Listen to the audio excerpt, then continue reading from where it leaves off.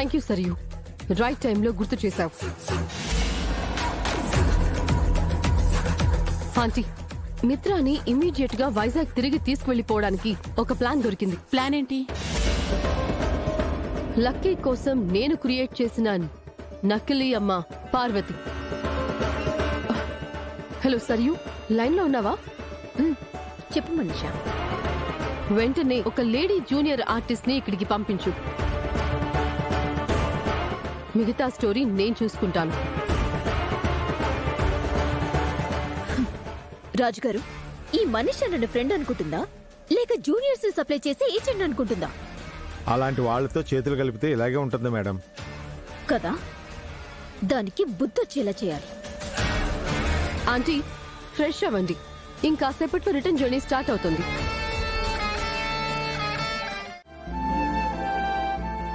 మీరిక్కడున్నారా? మీకోసం ఇల్లంతా వెతుకుతున్నాను.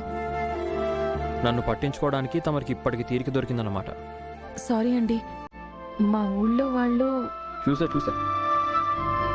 ఇక్కడ నీకు చాలా ఫాలోయింగ్ ఉంది. ఊరంతా నీ ఫ్యాన్సే ఉన్నట్టున్నారు. ఊళ్ళో ఎవరికి ఏ కష్టం వచ్చినా నేనే ముందుండేదానండి, అందుకే అంత అభిమానం చూపిస్తున్నారు. ఇక్కడ ఎలక్షన్స్లో నిలబడితే నువ్వే గెలుస్తావేమో. అదేం లేదండి. రండి, రూమ్ చూపిస్తాను, ఫ్రెష్ అవుతారు కానీ. అయ్యో, ముందు నీ పరామర్శలు, పలకరింపులు, కుశల ప్రశ్నలు, ఆ తర్వాత కదా నేను. సారీ చెప్పాను కదండి. మీకు ఒక విషయం చెప్పాలి. మీరు అక్కడ ఉన్నట్టు ఇక్కడ నాతో అంటున్నట్టుగా ఉండకండి. తాతయ్యకి తెలిస్తే ఫీల్ అవుతారు. అలా యాక్ట్ చేయనని ఇక్కడికి వచ్చే ముందే చెప్పాను కదా. నటించడం నా వల్ల కాదు. ప్లీజ్ అండి, అలా అనకండి. ఈ ఊళ్ళో ఉన్నంతసేపు నాతో కాస్త మంచిగా ఉంటే చాలు. మంచిగా అంటే ఎలా ఉండాలి? కాస్త చనువుగా, ప్రేమగా, దగ్గరగా. నా కోసం కాదు, తాతయ్య గారి కోసం, ఆయన సంతృప్తి కోసం. ఇంకేమీ అడగనండి, ప్రామిస్. చనువుగా, ప్రేమగా, దగ్గరగా అంటే ఇలాగా?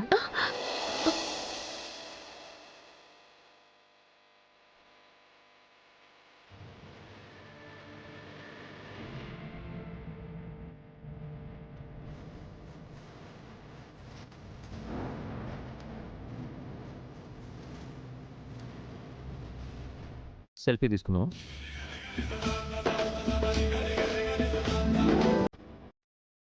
అటు చూడు.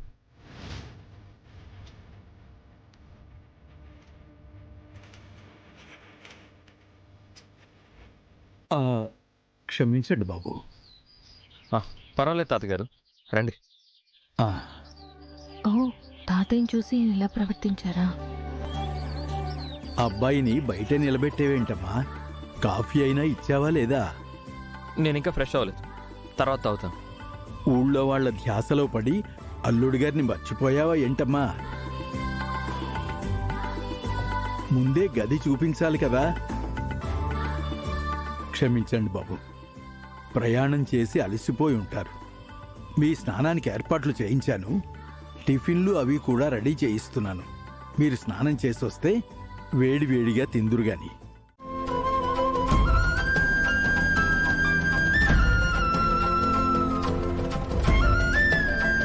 అమ్మా, భోంచేస్తాం కదా, ఊరు చూడ్డానికి వెళ్దామా?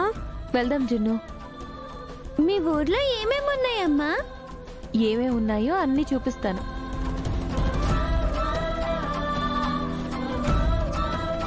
ఇదొక పెద్ద సిటీ మరి చూడ్డానికి. పేడకంపు తప్ప ఈ పల్లెటూరులో ఏముంటుంది? పిల్లలు, ఈ ఊళ్ళో మీకు పొలాలు కూడా ఉన్నాయి, అవి కూడా చూద్దురుగాని. జాను, ఈ ఊర్లో మీరు ల్యాండ్ లార్డ్సా? ల్యాండ్స్ అయితే ఉన్నాయి కానీ లార్డ్స్ అయితే కాదు. బాబు, పిల్లలు ఊరు చూడాలని ముచ్చట పడుతున్నారు. సరదాగా అందరూ వెళ్ళి రండి, అందుకు ఏర్పాట్లు చేస్తాను.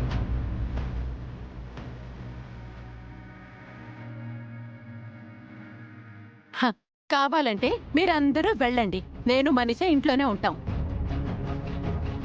రావచ్చు కదమ్మా. పల్లెటూళ్ళలో పచ్చటి పంట పొలాల్లో స్వచ్ఛమైన గాలి పీల్చుకోవచ్చు కదా. ఇప్పుడు పల్లెటూర్లు కూడా పొల్యూటే కదా. అసలు మనుషుల్లోనే ప్యూరిటీ లేదు. మనీషా, ఎందుకు నెగిటివ్గా చూస్తున్నావు? సిటీ వేరు, ఇక్కడ వేరు. నిజం చెప్పారు బాబు. స్వచ్ఛమైన వాతావరణం, కల్మషం లేని మనుషులు, ప్రకృతి అందాలు పల్లెటూళ్లలోనే సాధ్యం.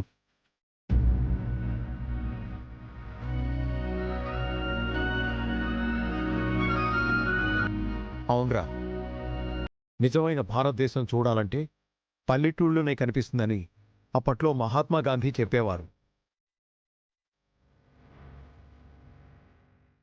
అయ్యా, వాళ్ళు మళ్ళీ వచ్చారయ్యా. ఎవడరా?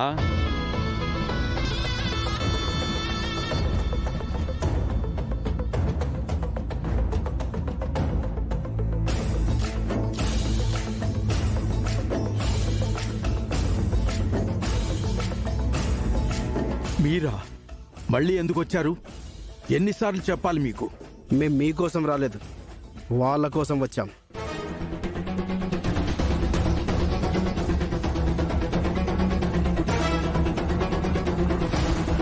నేను చెప్పినా వాళ్ళు చెప్పినా ఒకటే. నా మాటే వాళ్ళ మాట. వర్కరు ఓనరు ఒకటే ఎలా అవుతారు పెద్దాయనా? ఎవరి తాతయ్య వీళ్ళు? భూపకాసురులమ్మా.